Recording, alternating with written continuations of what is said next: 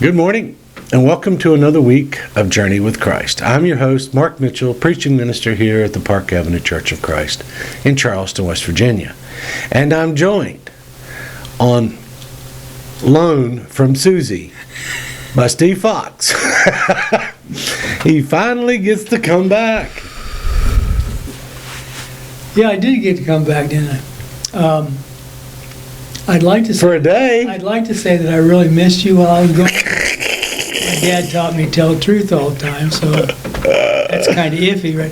No, we missed you guys. We missed Park Avenue. We missed doing this video, and it's amazing to me how.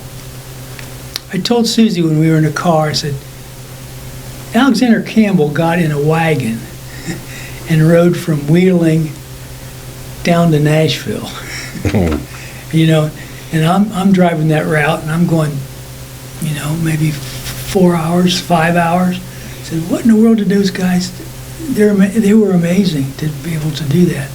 But Susie and I traveled, about over 1,700 miles in Tennessee and in Arkansas to see grandkids and see kids and just to be with them. And there's going to be homecoming court and athletics. I told Susie, I said, the next time we have kids, we're not going to have pretty ones and smart ones. We're just going to have kids where you can just stay at home and don't have to do anything at all. She didn't think that was a good idea. But anyway, we're back, and we missed you, and we're going to try to hit a few consecutive Mondays here so people won't get entirely lost. Well, we'll just do the best we can. I mean, you know, they shouldn't expect a whole lot from us. No. Well, they haven't in the past 4 years. Yeah, no, no sense to have them set their sights high now. No. Well, tell us what we're talking about today. We're going to address a topic that I think we talked about a little bit 3 weeks ago. But we're going to address a topic where Jesus is kind of put in a situation where other people are looking at him and trying to figure out who is this guy or what is this guy. And a lot of the passages in the Gospels say people were amazed when they saw him do something, or they were absolutely astounded when he did something. And I wrote down a few things. Well, let's you have a turn first. Tell me a couple things, 2 or 3 things that in your life amazed you or astonished you. Now, going from the 3rd grade to the 4th grade doesn't count there, okay? Well, no, we've answered this question before. Okay. Things that have amazed me in life has been some accomplishments, but primarily I remember the first time when the shuttle went up, came down. That was pretty amazing. Yeah. What they were doing.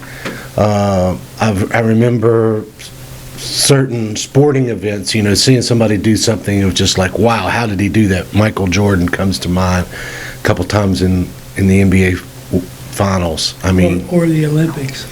The Olympics. I mean, I've seen people, humanity, able to do things sometimes that you look at it and you think, okay, how'd they do that? Figure skaters, to me, sometimes when they can spin up in the air like that and land exactly like they want. Yeah. Things like that are pretty amazing. But most of all, those things that are amazing, they have we all know that with human effort and hard work and practice, a lot of things can be accomplished because you've practiced running in order to get better at it. I've practiced football and baseball and basketball to get better at it and accomplished some decent stuff. Amazed myself sometimes what I was capable of doing. But the amazement that Jesus brings into someone is kind of like, okay, that humans can't fix that. Only God could do that. That, to me, is the ultimate amazement that our eyes will only really ever see. Well, I think kind of a good summary of that would be when Nicodemus came to Jesus and said, "We know you're from God." Yeah. Because if Nobody can do those things that you're you've shown doing. us. That's right. So, Nobody. and you stop and think about, you and I are just a common person. We're walking down the street and we see him do something. There has to start up here mentally. Okay, now was that magic? Did he trick us? Mm-hmm. Did I not see what I saw? Yeah.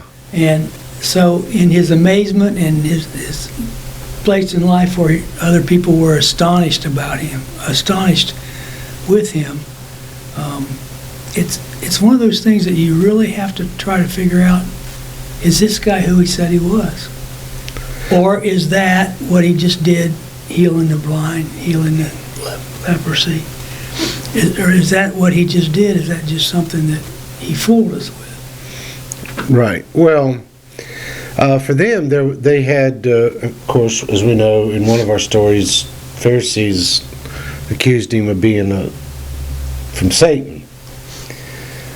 They understood that it was not of human ability. That part you've got to give them. And because, don't put it past Satan to do some kind of miraculous thing and you think, oh, that must be from God. Demons can do things that are totally against God that we can't do, Yes. But, well, when I started to write this outline, I wrote down 2 words. They were amazed and they were astonished. And then I thought, what amazes me? What has astonished me?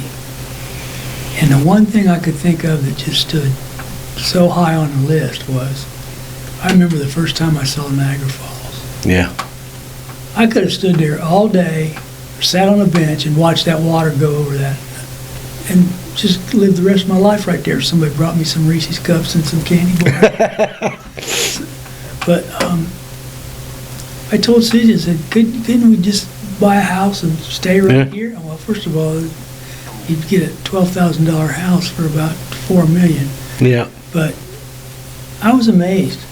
And I wanted my kids later on to see the same thing. And the amazement and the astonishment, like what you said a little while ago, magic or the Olympics, the ocean does that to a lot of people. Yes. First time you see the ocean. Well, all these Jews who are watching Jesus do miraculous things are in their mind saying, he said he's the Messiah. So now we got to figure out, is he really the Messiah or is he just faking something? Yeah. We've had this discussion before, but I think one of our first human elements is skepticism. Mm-hmm. We are skeptical of many things that we see. And I think our rationale is this: well, I can't do that, so how does he? Or how does she? If I can't do it, shoot, nobody should be able to do it, But that's a problem. I see that a lot with magic. Yes. People saying, how did you do that? How did David Blaine do that? How did these magicians do that? And if you're really into it, you want to go up to them afterwards and say, hey, how'd you do that? Give me a tip here. Show me what you did. Show me how you did that. Now, I've been around a lot of people who go, no. No. No, I'm a good magician. Well, come on. Somebody showed you that trick, so you show it to me. And we can be astonished and we can be amazed. And sometimes we get to the point where a lot of people get to the point where they don't care about what's going on in their life or what's going on in their country. They're not going to be amazed about anything. No. Well, if they don't pay attention, they might be amazed there one day. So. Yeah, that's true. So, would you please read this passage for us in Mark chapter 2? Yep. 13 through 17. Once again, Jesus went out beside the lake. A large crowd came to him, and he began to teach them. As he walked along, he saw Levi, son Alphaeus, sitting at the tax collector's booth. "Follow me," Jesus told him, and Levi got up and followed him.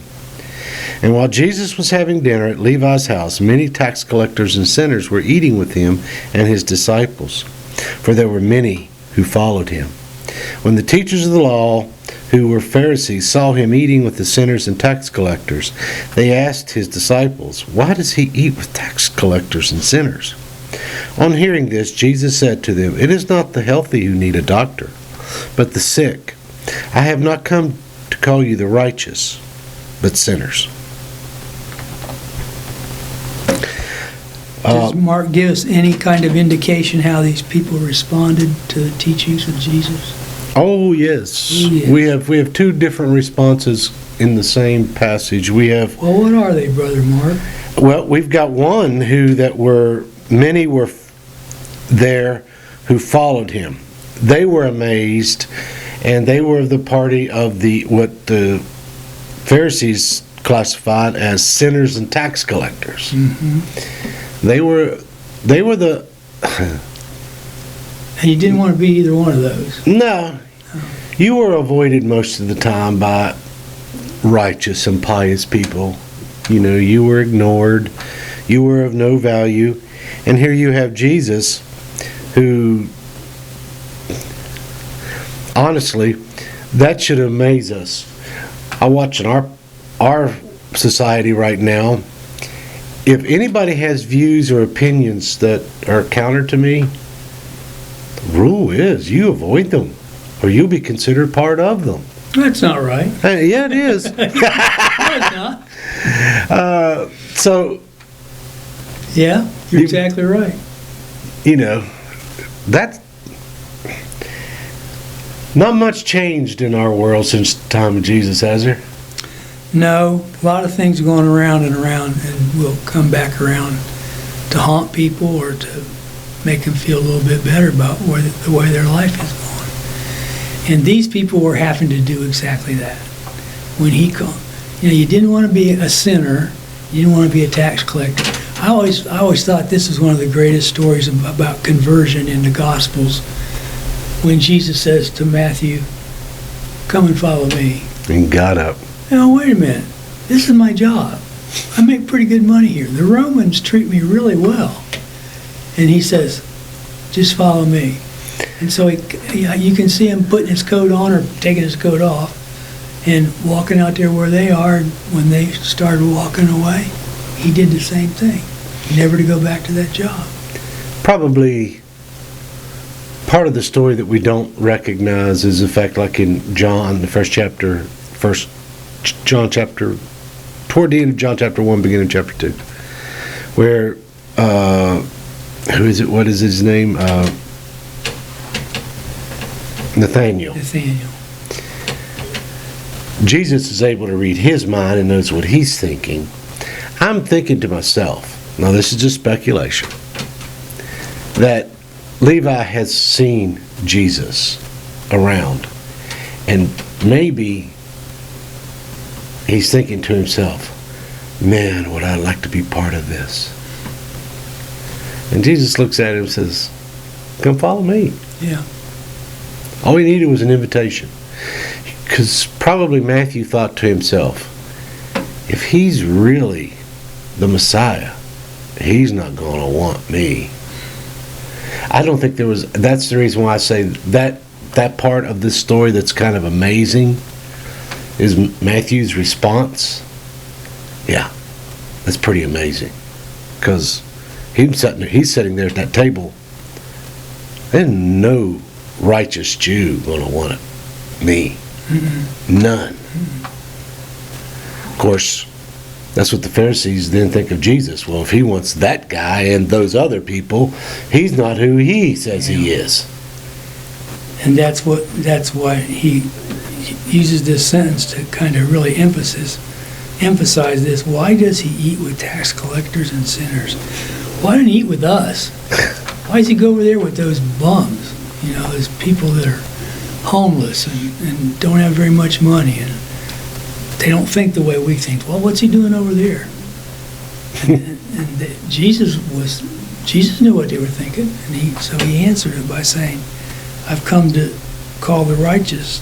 I've come I came not to call the righteous, but sinners. There were people amazed, people astonished at his teaching, and he went through that entire spectrum in his life as an apostle. Anything else you want to say about that passage? No, I mean it sets a very powerful scene if you examine it. Mm-hmm. So next we're going to what? Luke 15? Luke 15. That's in the New Testament? Yeah. Okay. Pull your mic to you just a hair. Thank you. One of my hairs or one of your hairs? My hairs. Okay. Luke 15, verses 1 and 2. Now the tax collectors and sinners were all gathering around to hear Jesus. But the Pharisees and the teachers of the law muttered, "This man welcomes sinners and eats with them." There was in the King James Version, the word for tax collectors was sometimes used as publicans. Republicans? No, publicans. Oh, publicans. And there was a minister preached at a church, this is years ago, and every year, and now this is in Lincoln County, so in Lincoln County at one time was just like 90% Democrat. And he said, now see, I told you, they were called publicans back then, but now they're Republicans. So don't associate with them. See, what that does is that helps you remember a sermon that you heard 40 years ago. Yeah. Yeah. And he was serious, right? Oh, he was dead serious. Yeah. That was the sad part. He was dead serious. But publicans and sinners, they're the same. They're part of the same bunch. Same group. Yeah. But Jesus hung out with them. That's what I wanted to tell the guy. Hey, Jesus hung out with them. The word that Luke uses in this passage is he receives them. Yes. And we don't like that. We don't like other people receiving people who aren't like us. Well, in the NIV says welcomes. Oh. Well. This man welcomes sinners. Finally, you got a verse in the NIV that's correct. Yeah. Yeah. The man welcomes sinners and eats with them. Yeah. It is, again, counter to what comes naturally to us. That's why sometimes maybe what Jesus does is amazing, because it's not what comes naturally to us. Welcoming people that maybe you don't like or don't approve of, or they don't act the way you or think the way or believe the way you do. Well, this passage in Mark, in Luke 15, there's all kinds of questions going through the crowd, going through the common people who are standing there listening to him. There are all kinds of questions going through there, and the first question that comes up is, why does he receive those people? Why does he eat with those people? I will confess to you that as growing up, I wasn't very good at this sometimes. People were different than I was. People that had, different color skin. I didn't have too much trouble with that, but I had some trouble with some other people. We do that with money. We have outsiders and outcasts that we don't want to be a part of that group. And Jesus looked at nobodies and said, these people are important. And we got to learn how to do that too. Even the Pharisees, who had their nose up in the air toward people that Jesus was associating with, because their first reaction, because of history, told them that anybody who ate with someone that was disapproved was equal to the disapproved. So they're thinking to themselves, okay, wait, this is why this is complicated for them. They look at a man that they know, like Nicodemus stated, we know you got to be from God, but yet you do this. Why do you do that? Why are you like this? It doesn't, because we've been told all along for thousands of years, sort of like maybe sometimes what certain groups of people do, shun them, stay away from them, What was it, growing up we always heard, bad morals corrupt good character, stay away from bad people.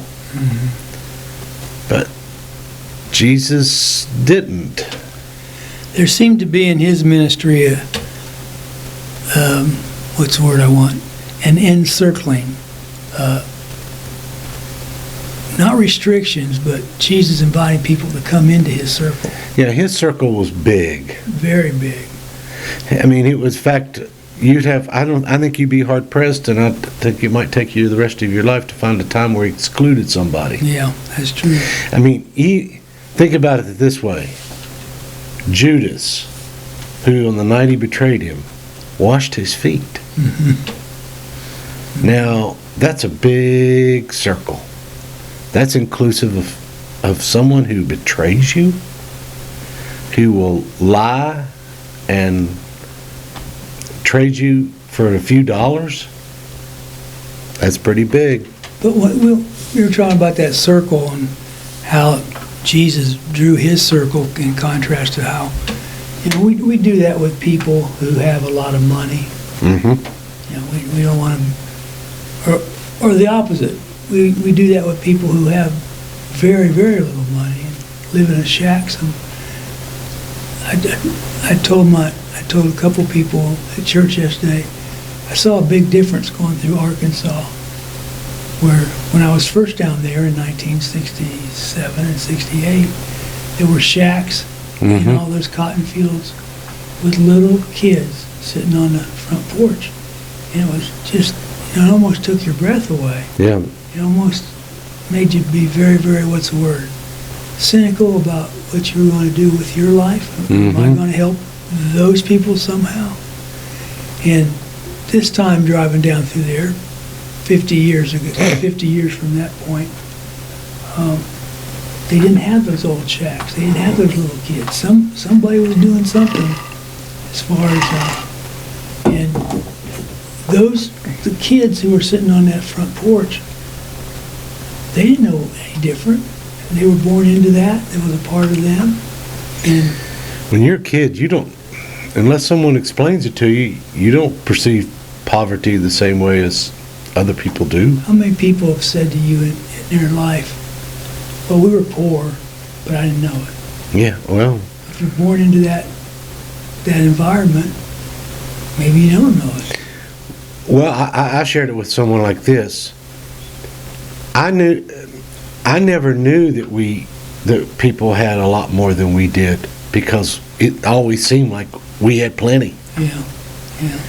I mean, I thought everybody a couple nights a week ate pinto beans and cornbread and fried potatoes, because, we didn't have meat every dinner. But I never missed a meal. Yeah. It's obvious, I know. But I'm amazed at that. Yeah. Yeah. But at the same time, you've got people now today, though, Steve, and even then, even during the period of Jesus' time, where they may have been rich, and their perception of was they weren't rich enough. They were still poor.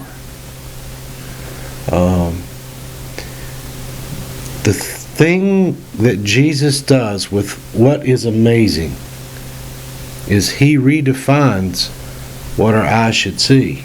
In fact, I think we ought to go to our next passage there in Luke 16, because that's exactly what he says. Okay, do that. All right. Luke 16. This is toward the end of the story where Jesus tells the parable of the shrewd manager, where he does a couple little things to make himself needed. And this is Jesus' conclusion. Whoever can be trusted with very little can also be trusted with much. And whoever is dishonest with very little will be dishonest with much. So if you've not been trustworthy in handling world wealth, who will trust you with true riches? And if you've not been trustworthy with someone else's property, who will give you property of your own? No one can serve two masters. Either you will hate the one and love the other, or you be devoted to the one and despise the other. You cannot serve both God and money. Now, we all understand that and we grasp that. But here is the heart of what Steve has been talking about with us. The Pharisees who loved money heard all this and were sneering at Jesus. He said to them, "You are the ones who justify yourselves in the eyes of others, but God knows your heart. What people value highly is detestable in God's sight." What you've been talking about a lot is a value system. Mm-hmm. We have a tendency to get it wrong. In fact, I'm going to venture out to say whatever comes natural to our value system is probably wrong. Unless we find agreement with God, just go ahead and assume, yeah, I've got that wrong. Because we tend to value poorly. Mm-hmm. You know? And Matthew, on that occasion, and these people in Luke 16 on those occasions, they were judging. They were judging, is what he's telling me true, or is this a fraud? Is this just something that they set up? I wrote some things down in this very short paragraph that I thought about when you and I were discussing a few weeks ago the people that Jesus had to deal with in his ministry. And he dealt with people who had money. He dealt with people who had power. He didn't have any power at all until the resurrection. And some of the miraculous things that he did, those came directly from the Spirit of God and from God himself. But he didn't have a place to live, didn't have a place to lay down at night. There's a passage that says the women were gathering money for his ministry so he could stay alive. He's a pretty weak man during his ministry. So we do that with money, we do that with power, we do that with celebrity status, social status. We look at somebody and say, well, they're not good enough. What do you mean they're not good enough? Well, he was in jail. How would Jesus look at that person? Or not only he was in jail, he's divorced. Well, how would Jesus look at that person? And it's not easy taking a hold of that concept and saying, okay, instead of running away from that person, I'm going to try to attract that person to me. That's right. It's very, very difficult. Well, you know, and the sad part about it is we grow up hearing for a lot of years, and I've noticed this, that throughout history, this is sort of like an ocean wave concept. There are times when it's higher than others where they say, don't associate with bad people. Then you've got this down here at the bottom moments where they go, no, you need to love those people. And it just kind of goes through waves where we recognize it. But the thing with God was, he never approved of what they did. He just didn't disapprove of them of not coming to him. You know, he recognized their failure oftentimes as a result of the fact that they don't know who God is and what is important. Because if you grow up being told that money's important, power's important, popularity's important, if you grow up thinking that, you know, you want to be somebody, that's important, well, I can see where in that mindset, well, then you don't want to hang out with losers. Oh, you want to be with winners. And that's such a difficult concept because most of us who are talking about that situation have not lived in that situation. Mm-hmm. And so we don't know how to deal with people like that. And I've noticed in TV and radio and newspaper recently, Charleston is making a great effort to figure out what do we do with homeless people. We don't just put them in a shelter because tomorrow they'll be in that shelter again and they won't have any food and they won't have a job. And there are a lot of people who are really making an attempt to fix that. And I read stuff like that and I say, well, good luck on that. They've been trying to do that for 50 years or 100 years. Longer than that. But it's one of those things that you have to look at and say, I'm going to grab a hold of this project and I'm going to do whatever I can. Most people would run away from that scenario. Mm-hmm. I don't want to be a part of that. I don't want to get in the middle of that. I don't want to help people who find themselves, well, they're all drug addicts.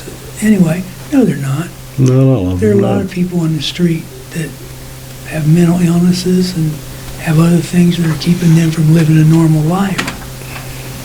But I think as we read this paragraph, I see Jesus running towards those people instead of getting away from them.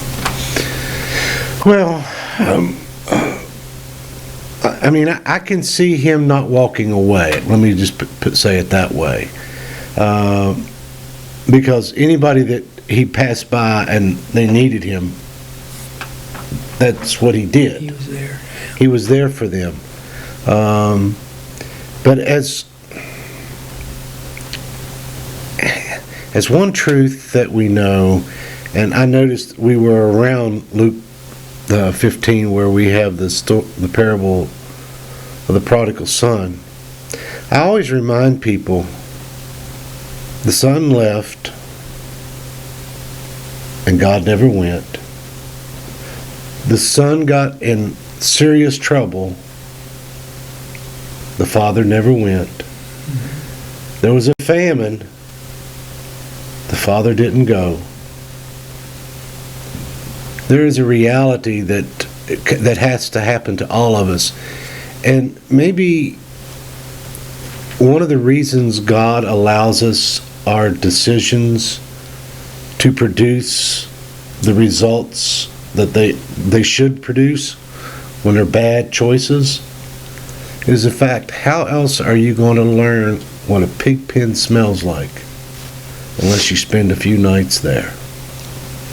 Because I have found, speaking from my own experience, your attitude toward people change once you've spent a few nights in a pig pen.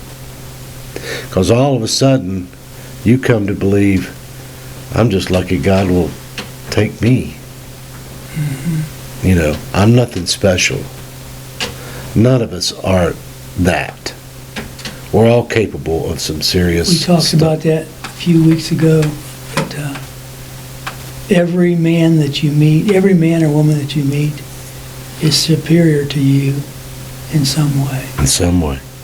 A guy who's homeless, who's living under Southside Bridge. Shoot, maybe he could design that bridge. Yeah, he knows a whole lot more stuff than you and I do. But through circumstances, and maybe some of them are his own volition. Mm-hmm. Maybe he like the prodigal son, rebelled, and ended up there. And I like that one verse in Luke 15 where it says he came to himself. Finally. You know what I see all the time when I read it? He came to himself. You know in cartoons where the light goes on above your head, goes like that, and all of a sudden, oh, I can see now. Yeah. I'm not in the darkness anymore. I can see now. That's what I could have had a V8. and lived under the bridge. And lived under the bridge, yeah. But there are all kinds of circumstances where we meet people every day that need some help. Absolutely. And I hear people say all the time, well, you won't use that money for the right thing. They use that money for drugs. They use that money for alcohol. They might. They might. But when you make an effort to help that person, then the responsibility becomes theirs. Well, absolutely. Absolutely. I might be in a little... It's not that I'm not opposed to helping anybody who needs help. problem is I've spent a lot of time helping people who just kept helping them continue down the path they were on. They knocked at your door every week. Well, in various fashions, and sometimes it was people that I know very, very, very, very, very well. Mm-hmm. And sometimes the hardest decision is to tell them no. And I know for a fact that no is a godly answer. Yeah. I'm not going to help you until you want to change your life. Come see me, because I'm ready to help you. But it still doesn't mean that I look at somebody who's still there and judge them or condemn them or look down on them. And if it was but for the grace of God, could go me. Yeah. And if there's any case where somebody didn't deserve what they were going to receive with the prodigal son, the father could have just said, no. You can't come back. No. You've made such poor decisions in your life. There's no place here where you're welcome. Elder brother was ready. I mean, he had the party ready for it. Let's kick his butt out. You know, when you read that story, a lot of people miss this, but when you read that story of the prodigal son, you know who was upset when the prodigal son came home, don't you? The elder brother. The fatted calf.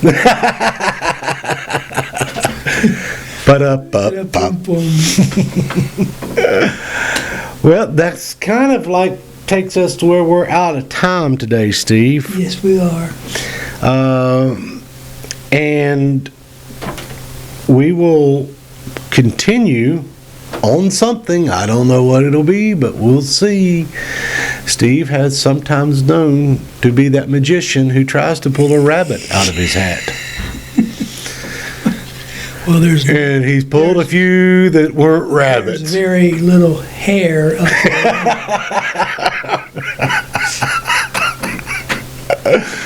there. You could have gone all day without doing that one. Close it by saying thank you to Sean. Absolutely. Who filled in, and he told me yesterday at church that he spent half the time correcting the things that you said. Well, listen, you guys just have. I appreciate the way in which you carry the heavy load. I really, really do. Thank you so much. You're welcome. And I really do appreciate Sean participating. Sean is such a great guy and be turning into pretty stout.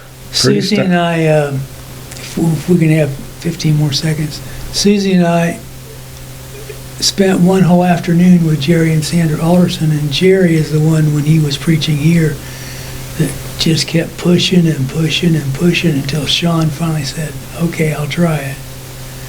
And first thing Jerry asked me when we got to his house, is Sean still doing it? I said, yeah, he's supposed to preach this coming Sunday. And Jerry's kind of proud of that, and I think that kind of pride is nothing wrong with that kind of pride. No, none whatsoever. None whatsoever. And he just keeps moving forward. So, yeah. We got a couple more I'd like to see about getting their step out of comfort zones. There's such a line there when you're trying to get, you see some talent in somebody, maybe it's putting the numbers up on the rack. These are the song numbers we're going to sing. Would you take these up there and put them? Okay, yeah.